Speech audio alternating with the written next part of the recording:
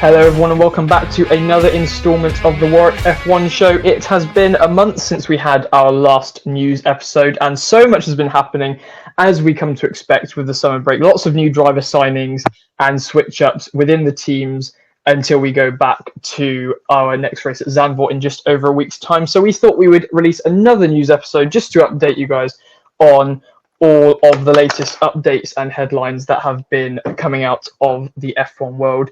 I am joined by Katch once again and Chinmay as well for this little discussion episode. And so we'll head straight into it, I think. And the main one that we have heard recently, or I think it's about a week ago now, is some news from over at Williams, where for 2025 we know that Sargeant will be dropped. I suppose that's not really much of the surprising part, but he's going to be replaced by Carlos Sainz, which, yeah, so I want to know your guys' thoughts about this. Chinmay, we'll come to you first, and it seems in my mind that although I think it's a brilliant signing for Williams because we know how good of a driver Sainz can be, but is it not just a little bit of a downgrade from Sainz? He's driving for Ferrari, arguably, well, probably the most successful F1 team in history, and such a quick car at the moment with such a huge potential. And he's going to be dropping back to, at the very best for next season, a midfield team. And has he maybe had to compromise a bit from the lack of choices, or could this really be a project that he believes in? It is a bit of a combination of the two, mainly to do with the lack of choice, I believe, because obviously he's just been booted up Ferrari because of Lewis Hamilton being announced at the beginning of the year, and especially Red Bull seemed very reluctant to boot Sergio Perez, not do the usual Red Bull thing. Especially, knowing Red Bull's reputation of booting drivers in summer break, it's a bit surprising they haven't done it, to be honest, in my opinion.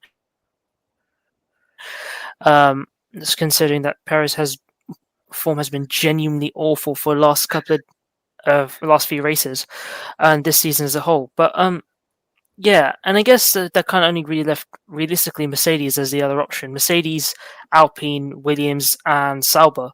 Obviously, we've got Mercedes looking, with the rumours looking sky high that they have signed Kimi Antonelli, which I guess hasn't been officially announced, but the rumours seems to be strengthening for what I've seen. So I guess that only really leaves Alpine, Sauber, and Williams, and especially with Alpine's habit of overpromising, and I guess Sainz has also raced for when it was Renault before it became Alpine, and I don't remember him having the greatest of times there either. So I kind of, especially is either going for Williams and James Vowles' project, or going for the gamble with Audi coming in 2026 and just sort of waiting out in 2025. I guess Vowles just was the better, more convincing project in Carlos's opinion. It's such a shame because Carlos is a fantastic driver and he fully deserves to be in a front running team, but I guess that's Formula One at the end of the day, and it's so limited in terms of the spaces and opportunities you've got. So, yeah. I suppose that's kind of why, in my opinion, it's so unfortunate, and also maybe why Carlos has decided to go to Williams. I don't know what your thoughts on this, Katch, are, but Sainz is, I think, unfortunately, all of his career, he's been second choice in a way. Verstappen was chosen over him, obviously, to go to the Red Bull team, which, well, in hindsight, that might have been a good decision, but still, from his perspective at the time, wasn't great. Then he was ditched from Renault to make room for Daniel Ricciardo, and then he was ditched in McLaren again for Daniel Ricciardo, and now this as well. And he seems to have been quite unfortunate because, as we know, he's a driver with such good potential, and so is maybe him going to Williams so that he can just finally be on level terms and he feels like he has a place in that team rather than just a second driver in a way. Yeah, I think Williams definitely provides that opportunity for him. We've seen with Alex Albon going into Williams, we were all a bit concerned in the beginning. We were happy that Alex got the seat after a year out from the sport, but it definitely shows that Williams has always been, in recent years, has been a team where drivers can feel comfortable, where they can kind of regrow and show their potential maybe in a car that isn't as far up the field. So it does, Carlos going to Williams provides that opportunity for him to showcase his talent and maybe not prove to Ferrari that they got it wrong, but because it was the only option. My view is he had to go. When Lewis Hamilton comes knocking, you accept Lewis Hamilton.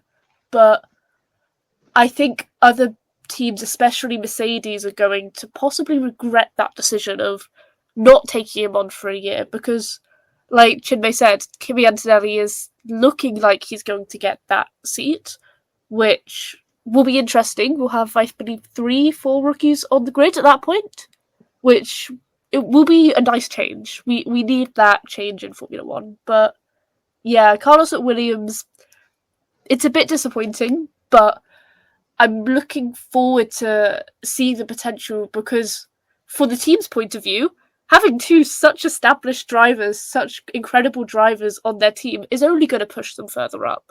And James Vowles must be a good salesman, or Audi are just, alongside that, Audi are not looking put together.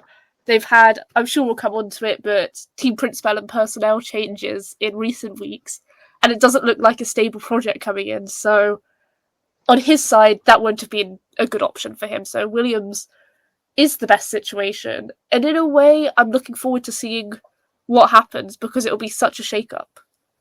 It will certainly be very interesting. And James Vowles did recently say, he can understand why teams weren't interested in Sainz. And I kind of agree with him there. And he's never really been dropped from a team because of bad performances. It's always been to make way for someone else. You couldn't get rid of Norris because that's the driver that McLaren have put so much time and money and effort into. You couldn't get rid of Leclerc because that's the driver that they've put so much time and money and effort into.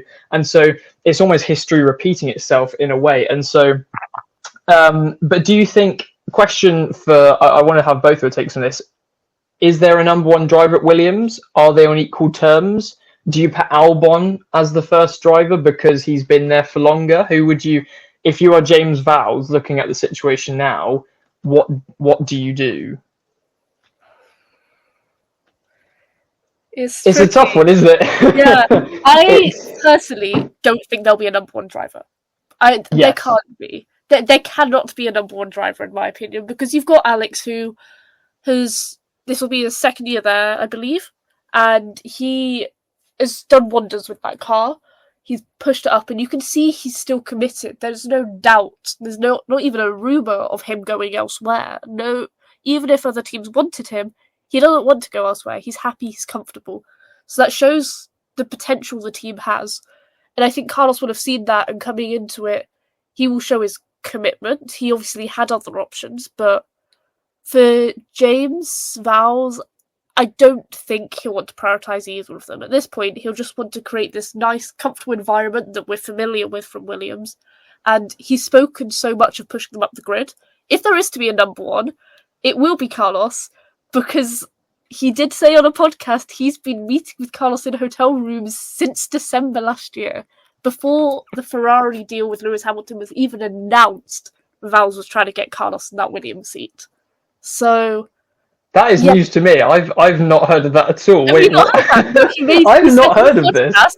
He's been chasing Carlos. He's been meeting in hotel rooms, specifically said hotel rooms, since December last year, and talks have gotten more serious since the Ferrari deal was announced with Lewis.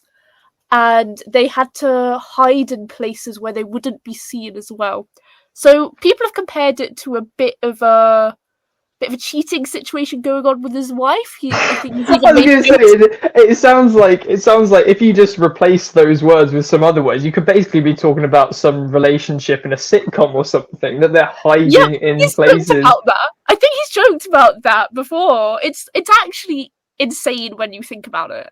like the amounts. Yeah, I just don't understand. But that also questions. He says it's been from December, so did Carlos know that his seat was in jeopardy that early on? We don't know. Because it was. I don't know. There's so many layers to this story. I'm just Yeah. trying to unpack at the moment. First off, James Vowles, or Sainz at least knew that they were considering Hamilton. I suppose that Ferrari might have been in talks with Hamilton for a very long time, Probably.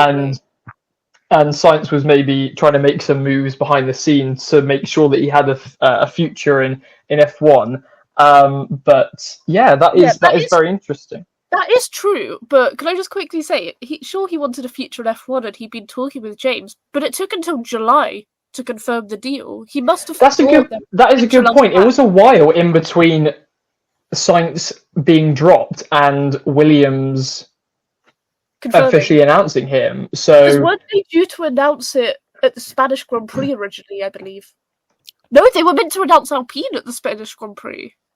He was due to announce something. I remember Carlos was meant to announce a deal with either Williams or Alpine at the Spanish Grand Prix, but I cannot, for the life of me, remember which. And here we are at the summer break, and we've only just got the announcement. It sounds like we're having to wait until Drive to Survive next season to get the full story, perhaps, of what has been going on. I've got no idea. But Chinmay, can you see either one of those being a number one driver, or is it just level playing?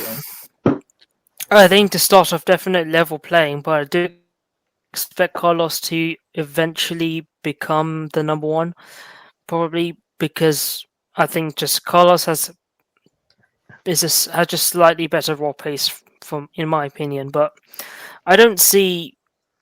I'll be surprised if any friction does come up or anything like that. But yeah, I think Vars is just going to see and just go with who's the quicker driver.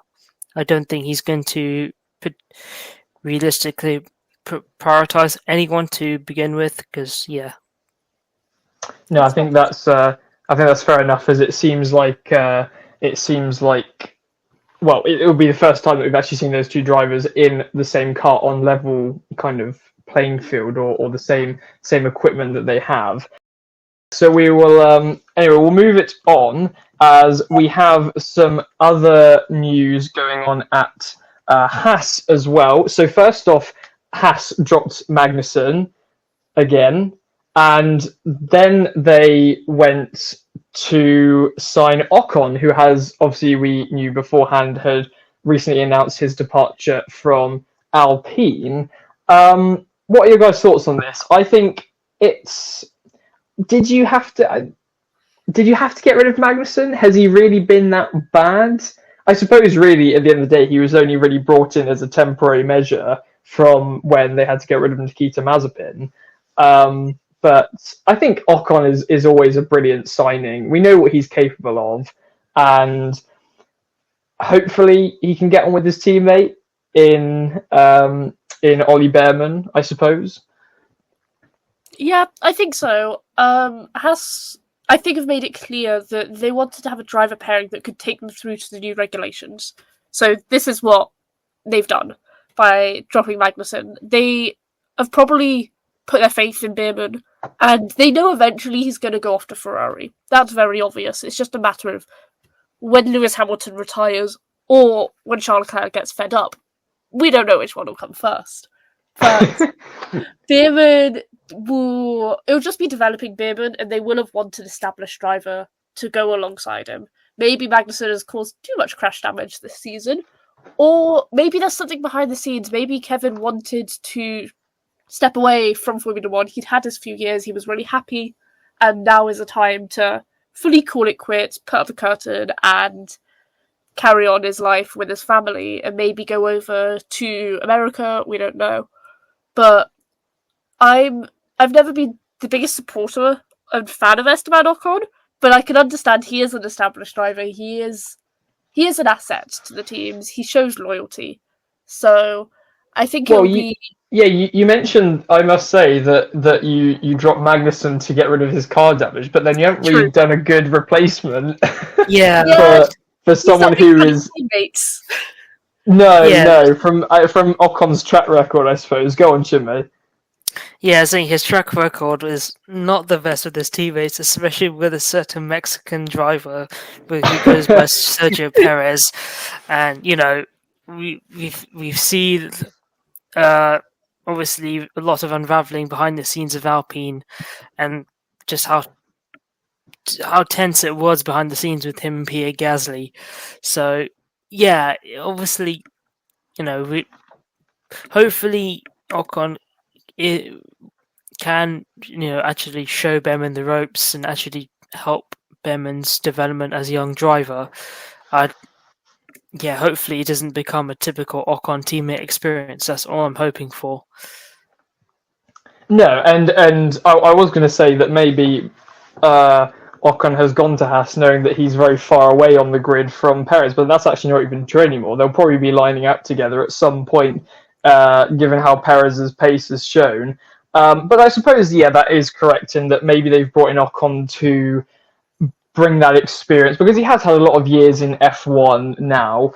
Obviously been with, was originally with Racing Point and Force India. Was he there with Force India, or was it Racing Point by that point? Okay, it was with Force India. I think it must have been a year with Force India at least, and then with Racing Point primarily. Yes, and then obviously he's been at Alpine, so he is an experienced F1 driver, and hopefully can teach some of that in a way to Ollie Bearman, and we shall have to see how that driver line gets up next season. Yeah, go on. It was obvious that Alpine wanted to keep one of Pierre and Esteban, and they went with Pierre. Do you think Ocon had any other choices? Or do you think Haas was the only one that really wanted to take him on? Well, who else could he go to? Mercedes? No. Surely not. Surely Mercedes didn't consider him. I know he's under the only thing I can see Mercedes doing is they would sign Ocon as a temporary measure while they bring up Kimi Antonelli. Because that's why I thought, to be honest, that's why I couldn't really see a reason why Sainz wouldn't want to go there. Or maybe maybe Mercedes did want Sainz, but Sainz didn't want to be seen as a temporary measure. And so that's the only reason I can see him signing with Mercedes. But obviously that hasn't happened now. And then what else is there? Audi? Or Sauber and then Audi? I guess that was the only other option. I feel like if he wanted to stay on the grid, it was Haas. And there was probably rumours of him not being on the grid. I definitely thought he would have to take a year out.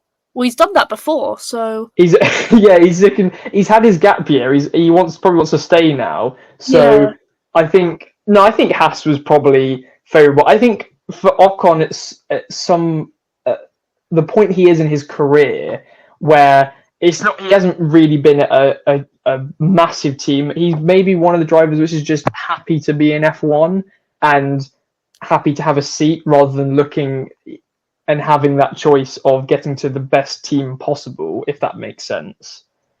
No, that does. I think you're correct in that. I think he's also got a win under his belt. He's seen that it is possible when things go wrong in the top teams to pick up points, pick up podiums and wins.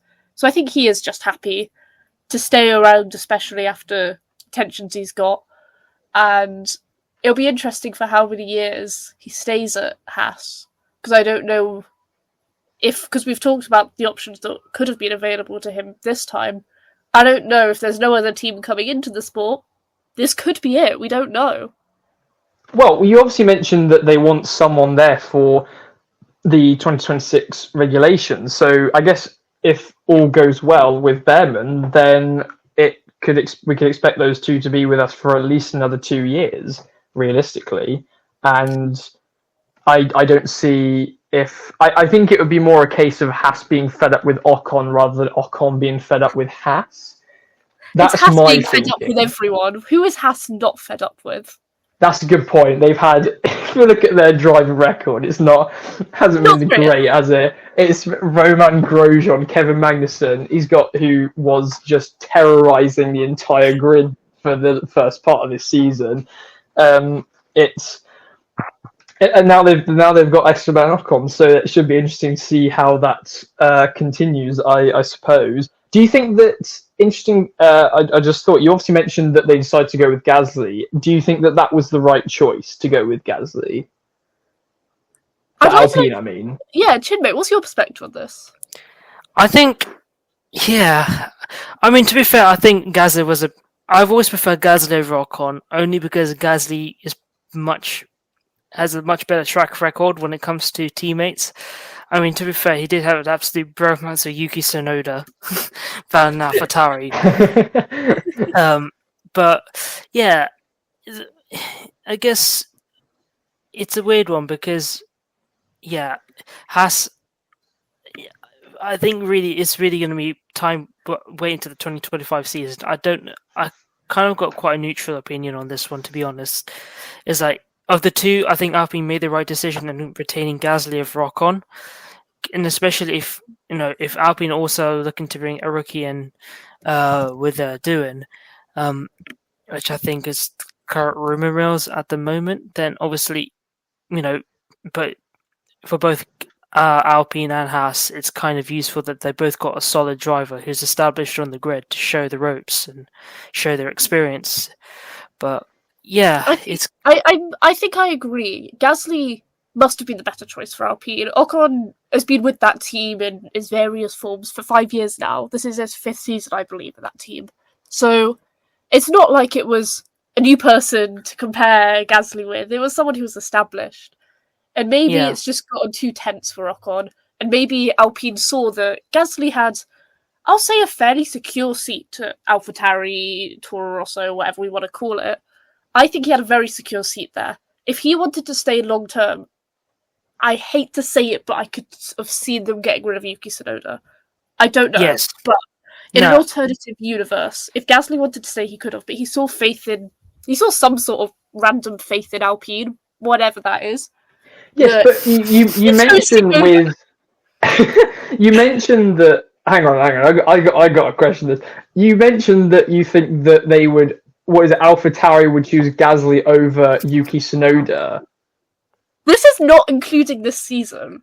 Yuki is very much. Surely AlphaTauri is your kind of minor step up to Red Bull, but Gasly has had his attempt at Red Bull already, and he failed miserably. So, in that respect, I thought that they'd prefer to keep Yuki Tsunoda. I don't know. I do. That's a good point, but also at this stage, sure, Gasly had his chance at Red Bull, but it's obvious with Yuki Tsunoda staying at AlphaTauri, he's not going to get his chance at Red Bull. There is not a single sadly, there is no one in Red Bull that wants Tsunoda up there. So they still want to keep an established driver and then maybe start to bring through one rookie into that team and then see them out, and then another rookie instead of two at a time, if that makes sense. So they would want one established driver. That is true. If you're choosing like Yuki Tsunoda, if you're choosing Perez over him at the moment, then that kind of I don't want to be rude, but it kind of shows how little faith they have in Yuki Tsunoda, which I don't really know why. Maybe just a little bit of inconsistency or still a bit of immaturity, and maybe not being able to handle it as such a big a seat as Red Bull.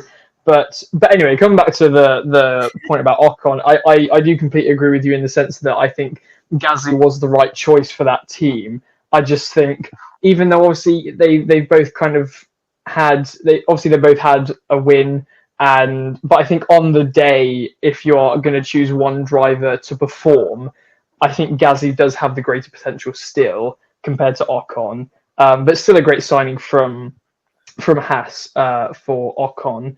But if no one else has anything else to add to that, then we shall move on to our next topic, which is not about drivers, but this is about the kind of teams around them. A lot of news has been coming out all the time, really, from the new Audi project, which we are all greatly anticipating in 2026. So first off, we found that Mattia Binotto, who previously was the team principal of Ferrari before he left, I think just a couple of years ago, he is now coming back to head the Audi project.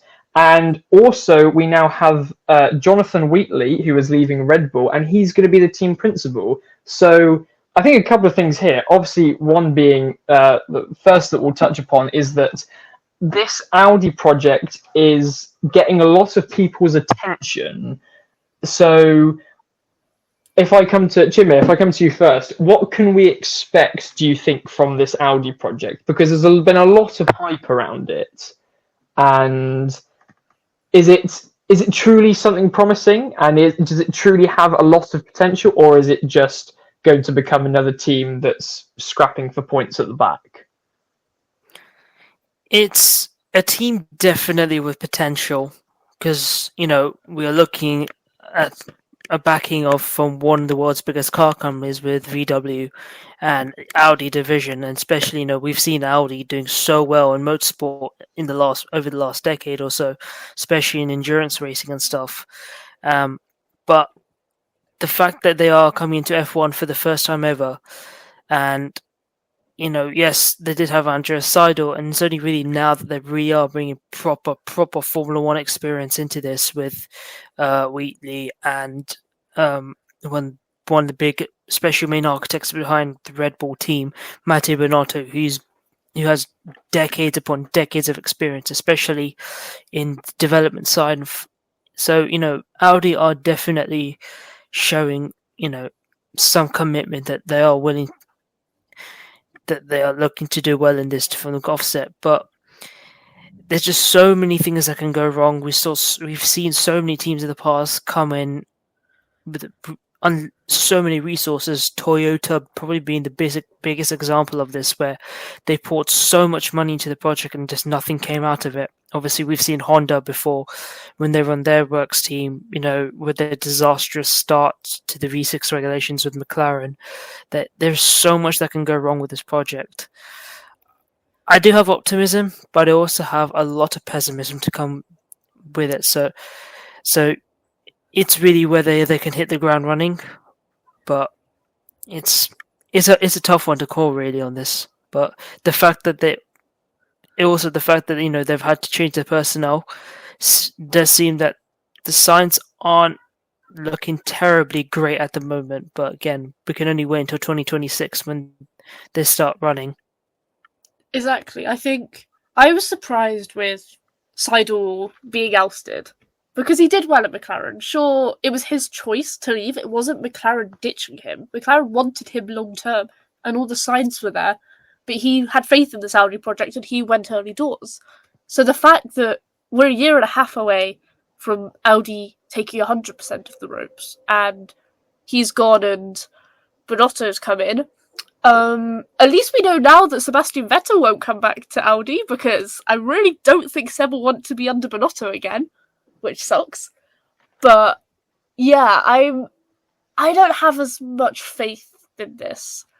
With Sauber haven't, in their various sponsorships and forms, haven't been a top midfield team in the past few years.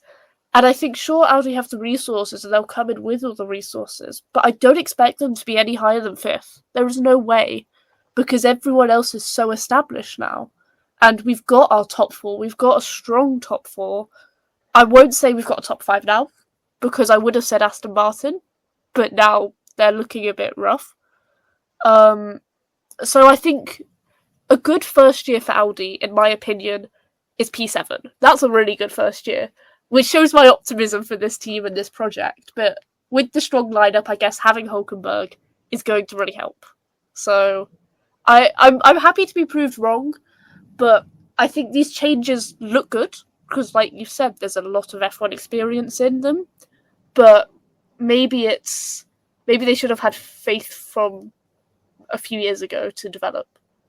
I suppose, yeah, I suppose it's maybe predict the worst and hope for the best and be pleasantly surprised if it does come to happen. And I think they have also chosen perhaps a good time to come into the sport with the huge regulation changes that we're expecting in 2026, because obviously we know from regulation changes we can have big switch ups in the pecking order of the grid.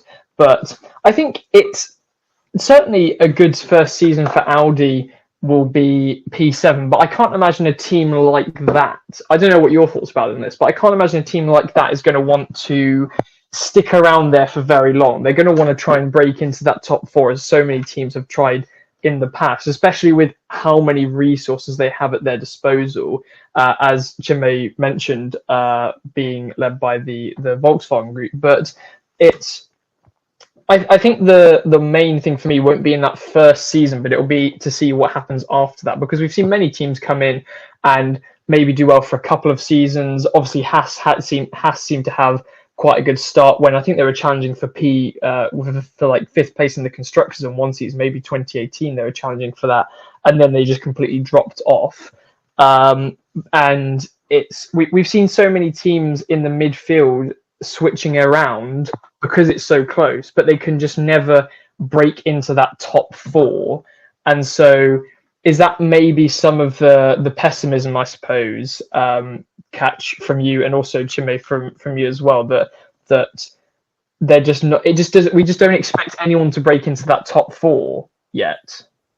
I agree. We don't, and especially with the grid getting so much closer this year, we can only expect that next year it's going to get even closer because of the big driver changes. That, I think, will do a lot to shake up the grid. Even, let's say, every team continues on the same development path, and the order roughly stays the same. I would imagine Ferrari would jump a place and Mercedes would drop a place just purely because of Lewis Hamilton's switch. So, for Audi to come in, like I've said, it's good to have the experience in the team personnel and in the drivers, but their aim is to break into the top four. But because they've not, as a team, I think, and as a manufacturer, not had this experience in F1, maybe they don't have all the facilities to break in, maybe unless it's they get lucky on the regs. If they get lucky on the regs, anything can happen, as we've seen.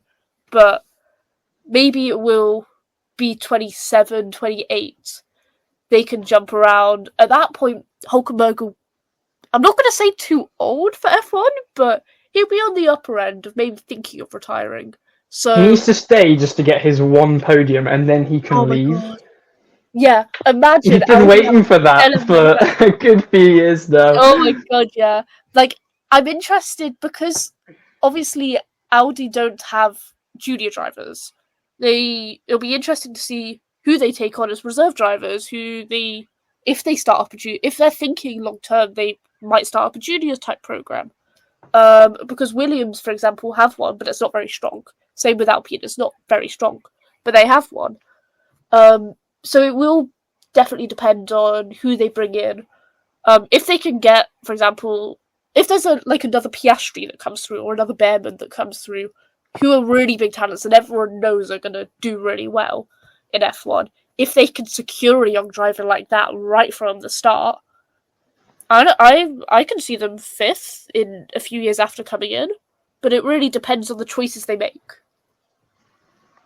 Although if you mentioned obviously Piastri being an example of one of the driver lineups, if it's the case with a similar driver to Audi, then he'll be brought up with Audi and then moved to a completely different team when he gets good. But yeah, certainly I think what we've kind of summarised there is that Audi are going to have to stick in F1 for quite a few years before they can expect to get anywhere near the front of the grid, and probably battle around in the midfield and deal with a lot of heartache and a lot of poor performances before they can properly get established in F1.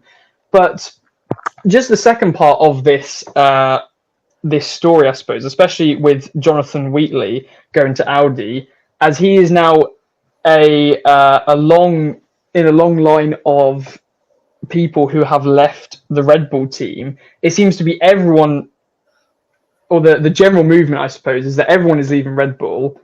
Obviously, the main one being Adrian Newey and Jonathan Wheatley, and plenty of other people, like lower down executives that we've seen.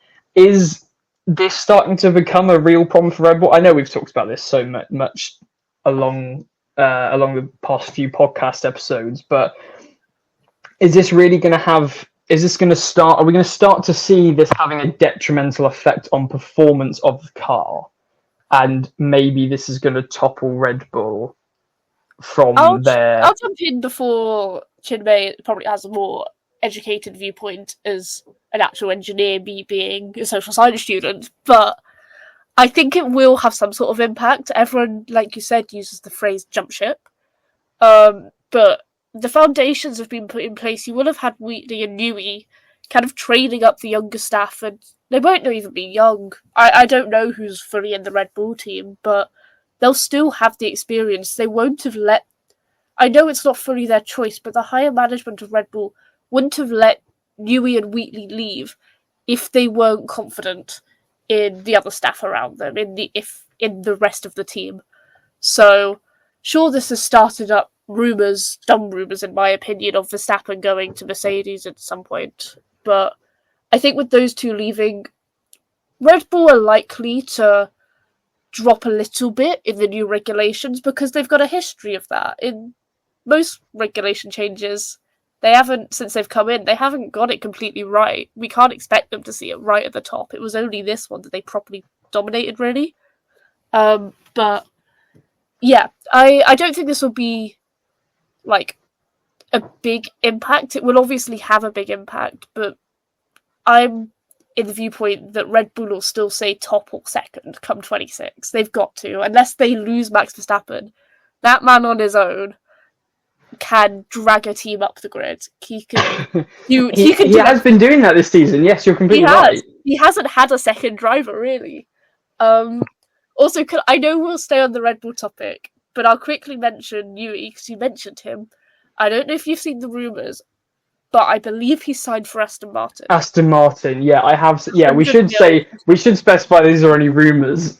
Yes, but yes, it's quite possible that he's gone to Aston Martin, which will be, I think, just defy everyone's expectations. I think people were obviously expecting him to go to Ferrari. That seemed like the obvious choice. Yeah, and then it was an upcoming team that would need him. Yeah, but no, he's stuck. He's gone Aston Martin. He stays in the UK, which I can't say I'm too surprised. I did expect him to stay a UK side. So I don't really believe in all the Ferrari stuff, but yeah, it'll be interesting. That will. Especially because Aston Martin have had links to Red Bull before, I believe. So, or like that outfit, whatever it was, had links. So I don't know. I can see that being interesting. And I think that also came with something that Lawrence Stroll might want to sign Verstappen, which if a lineup came out of Verstappen and Lance Stroll, that would be the most bonkers lineup that I've ever seen. I love how you're assuming it's Lance Stroll and not Alonso. No, but Lawrence Stroll will always keep Lance Stroll in his team. At what point is Lance going to give up? He's got to, surely. I don't know. I feel like, well, I mean, certainly I think Lance Stroll has been the worst driver in the pairs that he should have kept, but obviously Lawrence Stroll is a little bit biased of him being his son. So it's... I mean, the sensible choice would be to keep Alonso. Having Alonso and Verstappen as a team, blimey, how do you manage that team? Probably two of the most fiery drivers we've ever seen, and two of the most competitive and successful drivers I've ever seen. This is theoreticals, but what? Max would move in 26. Alonso's just turned 43, so that would be a 45-year-old Fernando Alonso as well. That's mad. Yeah. That is, but it's not like he's not looking... Like he's aging at all. He's probably driving. I certainly haven't seen any dip in his performance. And for me, I think at this point, for Alonso, the more experience, the better. He certainly doesn't seem to be showing any dips in performance. And yeah, I mean, certainly it's not going to be a very long-term prospect from Lawrence Stroll if that does happen. But maybe he just says to Lawrence Stroll, look, if you just sit down for 2 years and then we'll get you back in when Alonso's retired. But anyway, we should probably move off the rumours. We'll get back to you on the next news episode of that. Chinmay, just to get your opinion on it, do you think that Red Bull are here to stay in the kind of top couple of teams come 2026 and beyond? Or are we truly seeing what is to be the end for Red Bull with these repeated headlines of people leaving the team, high executives leaving the team? I think it's gonna all come down to one thing, and I think that's the engine. It's whether they can redevelop their own engine or not, because obviously that is what they're trying to do for 2026 with the partnership with Ford. And in terms of the actual personnel leaving, I don't think Red Bull are too worried about that, because like Katch said, if Red Bull willing to let all these people leave, and Red Bull's always had engineers poached from Ferrari, Mercedes, from Aston Martin, McLaren. Everyone has been poaching engineers from Red Bull consistently for the last few years, and they've still, until really March, to be brutally honest, they've still been able to keep this level of dominance. And the thing is, Adrian Newey, yes, he was possibly the most pivotal figure as the why they were so dominant, but he wasn't the only factor. They've still got majority, the fact that they keep producing really good engineers, and they've have been for many years now. But yeah, I guess one thing that Audi have really hit jackpot with Wheatley is that they've got the architect between Red Bull's fantastic pit. So especially with Sauber's pit stop issues they've had this year, I think they've got exactly the right man for the job.